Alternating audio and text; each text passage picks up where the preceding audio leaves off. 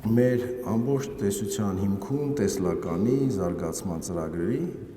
դրված է մի գաղափար, որ մեր ամենամեծ ներուժը մեր մարդն է։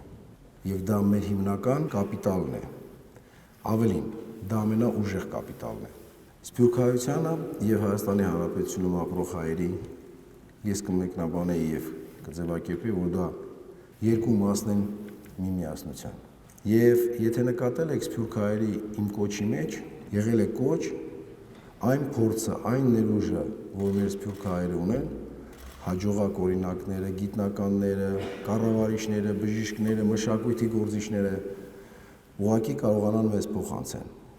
որտեղ այսօրվա արագ փոփոխվող եւ զարգացող աշխարհում դա չափազանց կարեւոր է, որ մեր սփյուռքահայերի վերադարձով վերջի ալիքը Երևանի մեջ, Հայաստանի մեջ սերվիզի բիզնեսի որակը որակապես փոխվել է, ավելին, աշխատանքի նոր մշակույթ է ձևավորվել, այս մարդկանց մեջ օպտիմիզմը և լավատեսությունը դեպի վաղվա օրվա շատ վարակիչ է, և մենք չափազանց շահագրգռված ենք դրանում,